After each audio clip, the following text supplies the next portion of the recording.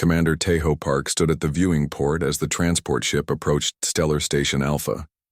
The massive space station gleamed like a jewel against the darkness, its spinning rings creating artificial gravity for the thousands of beings gathered for the Galactic tournament. Tejo adjusted his dress uniform, making sure his medals from the Proxima Centauri conflict were properly displayed. Earth needed good representation, and he had been chosen despite, or perhaps because, of his status as a wounded veteran. His prosthetic leg made a soft whirring sound as he shifted his weight.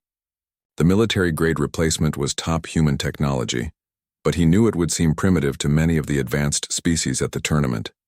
Humans were still newcomers to the galactic community, having achieved faster-than-light travel only 30 years ago. Docking complete. All delegates please proceed to main arrival hall, announced the ship's AI in multiple languages. Tejo took a deep breath and joined the flow of passengers. The arrival hall was enormous, with soaring ceilings that accommodated even the tallest species. Representatives from over 200 planets mingled, their translators creating a strange harmony of mechanical voices over natural sounds. The human delegation was small compared to others. Captain De Jung, head of security, nodded at Tejo. "Commander, ready for the circus?"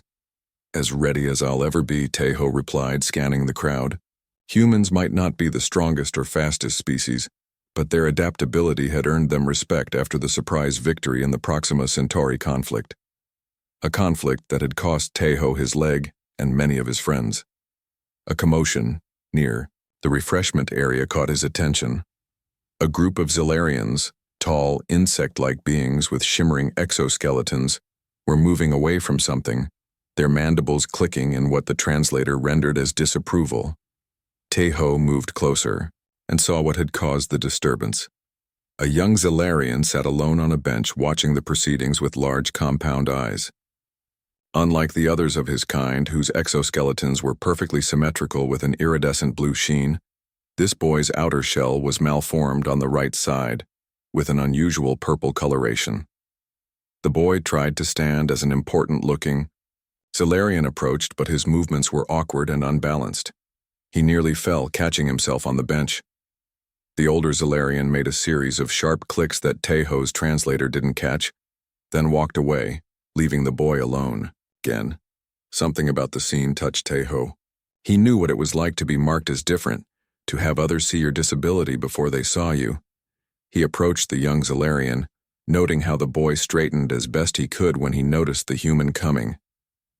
"Hello," Tejo said, his translator converting his words to the clicking language of the Zilarians. "I'm Commander Park from Earth." The boy's mandibles moved hesitantly. "Greetings, Earth Commander. I am Nari." Tejo smiled at how similar the name sounded to human languages. "First time at the tournament, Nari?" "Yes. I am not a competitor. I am here with my guardian who serves on the Zilarian Council." Nari's translator voice was flat, but Tejo sensed disappointment. "Not competing? You're not interested in the events?" Nari's malformed exoskeleton shifted in what might have been a shrug. "I am very interested. But my form is not correct. I cannot move as Zilarians should."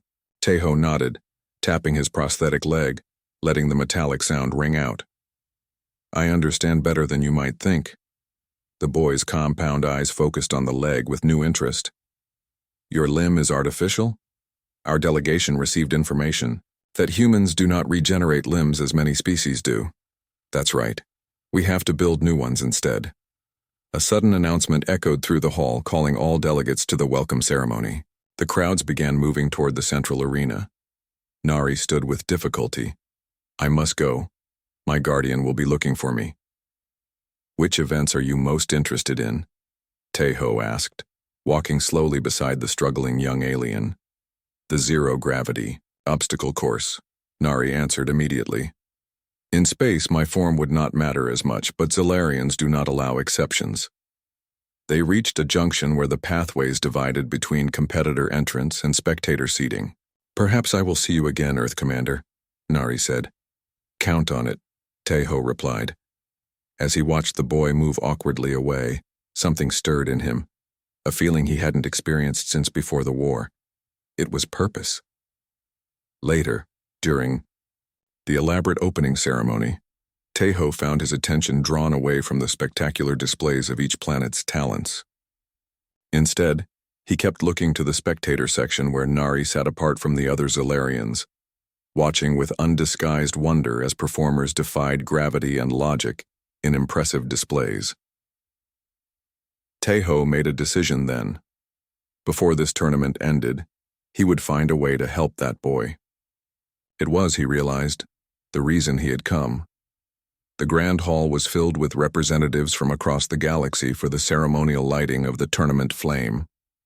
Tejo stood with the human delegation, watching as each species performed their traditional gestures of respect.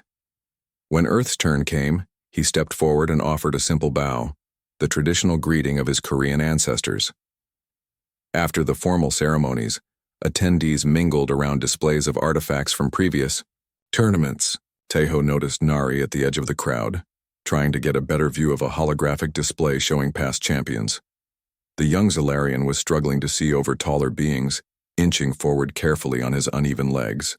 Tejo made his way toward him. "Would you like a better view?" he asked. Nari's compound eyes brightened.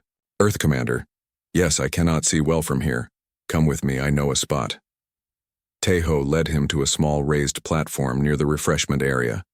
It was meant for service droids, but it offered a perfect view of the historical displays. "This is much better," Nari said, his translator conveying genuine happiness. They watched the holograms together as Tejo pointed out human competitors from previous years. Most had performed poorly compared to other species, but they had always brought unusual approaches to their events. "Humans are very creative," Nari observed. "We have to be. We're not the strongest or fastest." A server droid approached with drinks balanced on a tray. As it extended its arm toward them, a tall Zentari diplomat bumped into it from behind. The droid stabilized its tray, but the sudden movement startled Nari. He stepped back awkwardly, his malformed exoskeleton failing to distribute his weight properly. Nari stumbled, arms flailing as he tried to regain balance. His outstretched hand struck an ancient ceremonial torch display, one of the original flame holders from the first tournament. The ornate object toppled from its pedestal, hitting the floor with a resonating clang that seemed to silence the entire hall. All eyes turned toward the source of the disruption. Nari froze, his compound eyes wide with distress. A group of Zilarians approached quickly, their clicking language rapid and harsh even before the translator converted it.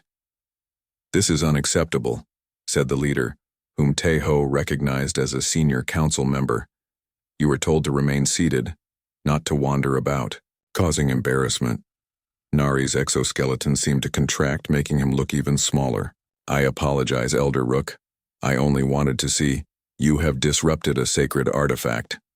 Your presence here was against my recommendation to begin with." Elder Rook's mandibles clicked sharply. "This is why those with your condition are not suited for diplomatic functions." Tejo stepped forward, keeping his voice calm but firm. "It was an accident, and technically I invited him to this spot." The elder turned, seeming to notice Tejo for the first time. "This is not your concern, human." "I disagree. On Earth, we don't blame people for how they're born." A tense silence followed. Other delegations were watching the exchange with interest. After a moment, a tournament official hurried over with a maintenance bot that carefully restored the ancient torch to its pedestal. "No harm done," the official announced loudly. "Please continue enjoying the exhibits." Elder Rook gave Tejo a long look before turning away. "Return to our quarters," he told Nari. "We will discuss this later." After the elder left, Nari remained, his posture dejected. "I should go, I have caused trouble." "Wait," Tejo said. "Do you have to return immediately?" Nari hesitated. "Not immediately, but then come with me. I want to show you something." Curious, Nari followed Tejo to a quiet corner of the human section. Tejo sat down and rolled up his pant leg, revealing where his prosthetic connected to his natural limb. After I lost my leg, I had to learn to walk again, he explained, showing how the neural connections worked. It was difficult. I fell many times. Nari moved closer, examining the technology with interest. How did you lose it? In battle, a Proxima energy weapon. And they still chose you as representative? With this imperfection? Tejo smiled. Because of it, not despite it. My experience gives me a different perspective. He reached into his pocket and pulled out a small object, a simple rubber ball. This helped me with rehabilitation. It's all about balance and coordination. He bounced it once on the floor and caught it. Would you like to try? Nari's mandibles clicked in what Tejo was beginning to recognize as excitement. Yes. Tejo gently tossed the ball to Nari, who tried to catch it but missed. Instead of showing frustration, the young Zalarian retrieved it and attempted to bounce it as Tejo had done. The ball went sideways, rolling under a nearby table. It's harder than it looks, Tejo said encouragingly. Nari retrieved the ball again. Show me how you hold it. For the next hour, they practiced with the ball, Tejo demonstrating how to adjust for balance issues. By the end, Nari could bounce and catch successfully 3 times in a row. You're a quick learner, Tejo said. This is the first time anyone has shown me how to work with my body instead of telling me what I cannot do, Nari replied. As they parted ways, Tejo handed Nari the ball. Keep practicing. Nari clutched the simple gift as if it were a tournament medal. Thank you, Earth Commander. Call me Tejo. Friends don't need titles. The word friends made Nari's exoskeleton shimmer slightly, and what Tejo guessed was the Zalarian equivalent of a smile. 3 days into the tournament, Tejo found himself in the human delegation's workshop. Engineer Jiun Kang was the only other person present. Her attention focused on a small device under a magnification field. Any luck with the translator upgrades? Tejo asked, setting down a tray with 2 cups of coffee. Jiun looked up, brushing her short black hair away from her eyes. Almost done, but that's not what I wanted to show you. She pressed a button and a holographic display appeared above the workbench. This was sent to our communication channel an hour ago. The hologram showed technical drawings of a mobility device clearly designed for Zalarian physiology. The notes were written in both Zalarian and somewhat broken English. Who sent this? Tejo asked, though he already suspected the answer. Your young friend, Nari. He must have accessed our public communication channel. Jiun manipulated the hologram, expanding certain sections. It's brilliant, actually. He's designed a modified exoskeleton support that would compensate for his asymmetry. Tejo studied the design. Could it work? With some adjustments, yes. The power system needs refinement, but the concept is sound. Jiun looked at him curiously. Why would he send this to us instead of his own delegation? Before Tejo could answer, his communication device buzzed. A message from Nari appeared. Can we meet? South Garden, important. The South Garden was a quiet area designed to accommodate species that needed regular exposure to plant life. Tejo found Nari sitting alone beneath a tree with blue leaves. I got your message, Tejo said, sitting beside him. And your designs. Nari's mandibles clicked nervously. Did Engineer Kang see them? Is the concept viable? She thinks it's brilliant. But why send it to us? I submitted it to the Zalarian High Council 3 times. They rejected it each time. Nari's voice remained flat through the translator, but his posture conveyed his disappointment. They said it would be inappropriate for me to participate in any events. Because of your condition? Yes. They believe it would reflect poorly on our species. Nari picked up a fallen leaf, examining it carefully. I have studied every tournament record. In the zero-gravity obstacle course, my design would allow me to compete effectively. Tejo nodded slowly. So, what do you want from us? Nothing. I just wanted someone to see my work. Nari set the leaf down. To know it was possible. Tejo thought for a moment. What if we could make it more than possible? What if we could make it happen? Nari's compound eyes widened. How? Later that afternoon, Tai-ho stood before Ambassador Hyun-woo in the human quarters, Ji-eun at his side. "You want to do what?" Hyun-woo asked, his normally calm diplomatic face showing rare surprise. "Invoke Rule 317, Tai-ho repeated, the champion's exception. Ambassador Hyun-woo sighed, bringing up the tournament rulebook on his tablet. Rule 317 hasn't been used in over 60 years. It allows a former champion to sponsor a non-qualifying participant in an exhibition match. He looked up at Tai-ho. "We don't have any former champions." "But I'm a decorated war veteran," Tai-ho countered. "The rule has a sub-clause for heroes of significant standing from newly joined worlds." Ji-eun nodded. "I checked the wording. He qualifies." "This isn't just about rules," Hyun-woo said carefully. "This is politics. The Zalarians are important trading partners. Their mineral exports are crucial for our colony on Titan." "I'm not asking Earth to sponsor him," Tai-ho clarified. "I'm personally invoking the exception. Any diplomatic fallout would be on me." Hyun-woo rubbed his temples. "You know it doesn't work that way. You're wearing our uniform representing our planet. Then I'll take it off." The room fell silent. Ji-eun watched the exchange with growing concern. "You would resign your commission?" Hyun-woo asked quietly. "If necessary." Tai-ho's voice was steady. "This isn't just about one boy competing. It's about what we stand for as humans in this community." The ambassador studied Tai-ho's face for a long moment. "You really believe in this?"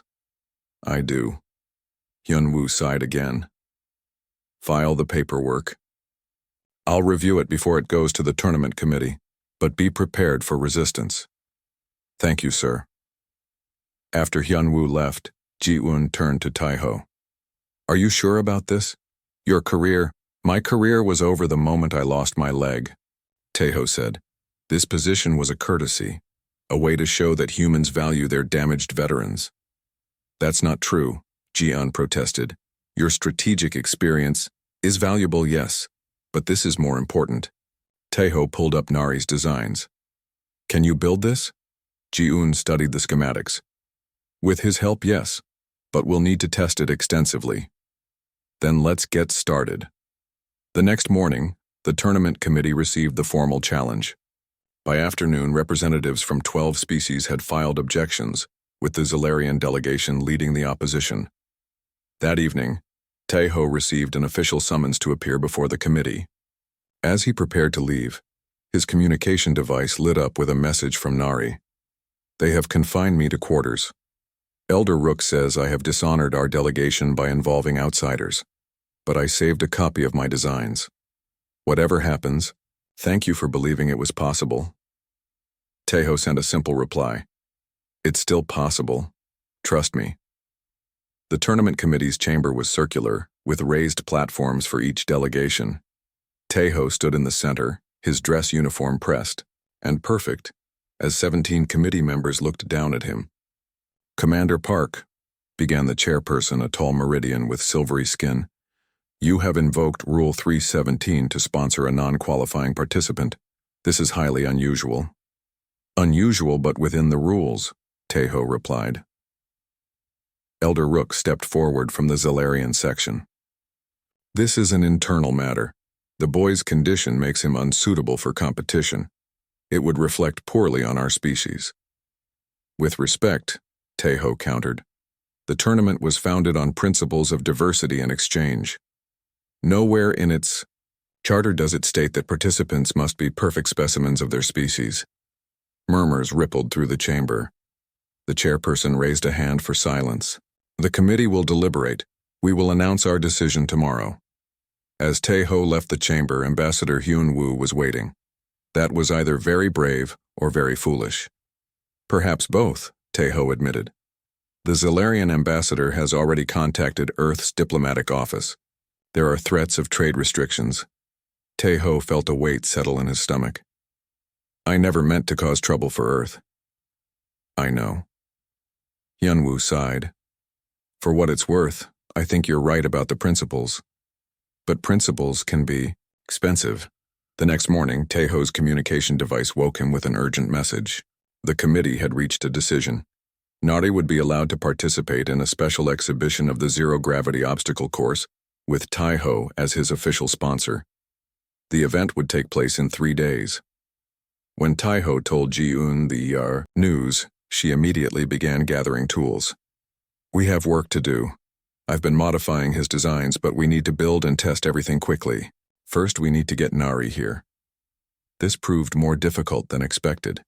The Zalarian delegation had restricted Nari's movements, claiming it was for his own protection. It took a formal request from the tournament committee to secure his release for technical consultations. When Nari finally arrived at the human workshop, his excitement was visible in the rapid movements of his mandibles. "Is it true?" he asked. "They will allow me to compete?" "In an exhibition match," Taiho confirmed. "Not for medals, but as a demonstration. That is more than I ever expected." Nari moved to the workbench where Ji-eun had laid out components. "You've modified my design." "I hope you don't mind," she said. "I thought we could improve the power distribution." For the next 2 days, the three worked tirelessly. Nari's knowledge of his own physiology, combined with Ji-eun's engineering expertise and Taiho's experience with prosthetics, produced a remarkable device. The exoskeleton support attached to Nari's natural shell, compensating for his asymmetry and enhancing his mobility. The first tests were promising. In the human delegation's private training area, Nari moved with greater stability than he had ever known. "Try the vertical climb," Ji-eun suggested, pointing to a wall designed for practice. Nari approached it hesitantly, then activated the support's enhanced mode. The device hummed softly as he began to climb, his movements becoming more confident with each handhold. "It works," he called down, his translator barely keeping up with his excited clicks. Word of their project spread through the station. Some delegates came to observe, their reactions mixed. Many were supportive, but others watched with obvious disapproval. "They say you are wasting your time," a Zentari engineer told Taiho. "The Zalarians will never accept him no matter how well he performs." "This isn't about acceptance," Taiho replied. "It's about possibility." On the eve of the exhibition, they conducted a final test in the actual zero-gravity chamber. Nari's performance exceeded all expectations. Free from gravity's pull, his natural instincts combined with the support device allowed him to navigate the obstacle course with remarkable speed and precision. "You're ready," Taiho told him afterward. "Tomorrow, you'll show everyone what's possible." As they returned to the workshop to make final adjustments, they found Ambassador Hyunwoo waiting with a grave expression. "There's been an incident," he said. "Someone has accessed our secure area." They rushed inside to find the workshop in disarray. The exoskeleton support lay on the floor, key components missing or damaged. "No," Nari whispered, his translator carrying the despair in his voice. "Without this, I cannot compete." Ji-eun examined the device. "The power module is completely destroyed. The neural interface is damaged beyond repair. We'd need at least a week to rebuild these parts." "The exhibition is tomorrow," Taiho said. "Who would do this?" Hyunwoo's expression was grim. "Station. Security is investigating, but they won't find anything in time," Taiho finished. He looked at Nari, who stood silently staring at the damaged device. "I'm sorry." "It is not your fault," Nari said. "You have all done more than I could have asked." After Nari left with Hyunwoo, Ji-eun continued examining the damaged components. "There might be a way," she said finally, "but it would require significant sacrifice." "What kind of sacrifice?" Taiho asked. Ji-eun looked pointedly at his prosthetic leg. "How attached are you to that?" The exhibition hall was packed with spectators from every delegation. The zero-gravity obstacle course hung suspended in the center, a three-dimensional maze of moving platforms, tunnels, and barriers designed to test agility, spatial awareness, and adaptability. Projected screens showed close-up views for the audience. Ambassador Hyunwoo sat with the human delegation, scanning the crowd nervously. "No sign of them yet," he muttered to Captain Dae-jung. "The exhibition starts in 10 minutes. "They'll be here," Dae-jung assured him, though his voice lacked conviction. In the preparation area beneath the stands, Ji-un worked frantically, making final adjustments to a strange hybrid device. Parts of Tai-ho's prosthetic leg had been reconfigured and integrated into what remained of Nari's exoskeleton support. The neural interface is compatible, but barely, she said, not looking up from her work. I can't guarantee how long it will hold. Tai-ho sat nearby, his right pant leg pinned up where his prosthetic should have been. A simple metal crutch leaned against the wall beside him. It doesn't need to last forever, just long enough. Nari stood perfectly still as Ji-un attached the device to his malformed exoskeleton. I cannot accept this sacrifice, he said, his mandibles clicking in distress. Your mobility is temporarily inconvenienced, Tai-ho interrupted. I have a backup prosthetic in our quarters. Not as good as this one, but it works. This is your only chance.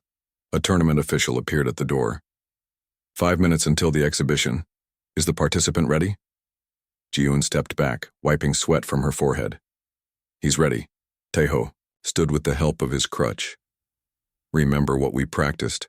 Trust the device, but also trust yourself.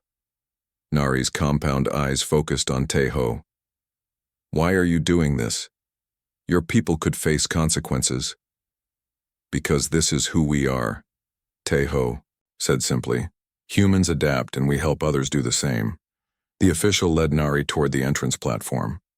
Tai-ho followed more slowly, his movement awkward with the crutch. In the spectator area, murmurs spread as Tai-ho emerged, visibly missing his prosthetic leg. The human delegation stirred in confusion. Ambassador Hyunwoo half rose from his seat, then slowly sat back down as understanding dawned on his face. The Meridian announcer's voice echoed through the hall. Ladies, gentlemen, and honored beings of all designations. Today we present a special exhibition of the zero-gravity obstacle course, representing the Zalarian people, with sponsorship from Earth's delegation under Tournament Rule 317. Please welcome Nari. Silence fell as Nari stepped onto the entry platform. The modified support system attached to his exoskeleton was clearly visible, a blend of Zalarian and human technology. The Zalarian section remained pointedly quiet while scattered applause came from other delegations. Elder Rook stood in the Zalarian section, his mandibles clicking rapidly to those around him. Words like disgrace and embarrassment filtered through various translators. The countdown began. Tai-ho gripped his crutch tightly, eyes fixed on Nari. 3, 2, 1. Begin. Gravity disengaged in the course area. Nari pushed off from the platform, entering the maze. His first movements were hesitant, but as the hybrid device responded to his neural commands, he gained confidence. The audience watched in growing amazement as Nari navigated the first section of obstacles. His movements became fluid, even graceful. The device was working, transforming his natural imbalance into a unique style of movement. Remarkable adaptation, commented a Zentari observer. The human prosthetic technology integrates perfectly with Zalarian biomechanics. Nari reached the midpoint of the course faster than anyone expected. When he encountered a spinning barrier, he used his asymmetrical form, now supported by the device, to create an unusual rotation that carried him through a narrow gap. In the human section, Ji-un joined Tai-ho. The neural interface is holding, she whispered. He's doing it. Tai-ho nodded, unable to speak past the lump in his throat. As Nari approached the final section, even the Zalarian delegation had fallen silent, their earlier disapproval replaced by stunned attention. He moved through the last obstacles with growing confidence, his performance not just adequate but impressive. When he touched the finish platform, a moment of silence was followed by thunderous applause from multiple delegations. His time wasn't record-breaking, but it was respectable, better than many regular competitors had achieved. Tai-ho made his way down to the exit platform as Nari emerged from the course. The young Zalarian's exoskeleton was vibrating with excitement. I did it, Nari exclaimed, his translator barely capturing his joy.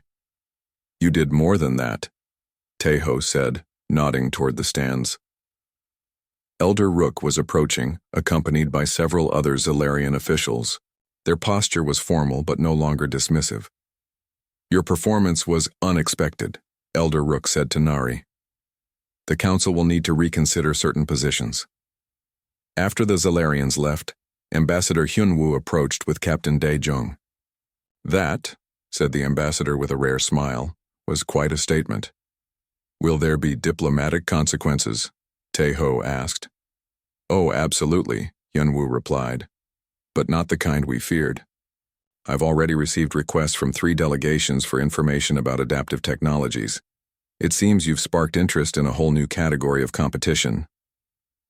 6 months later, when the next galactic tournament began, it included a new division, adaptive competition.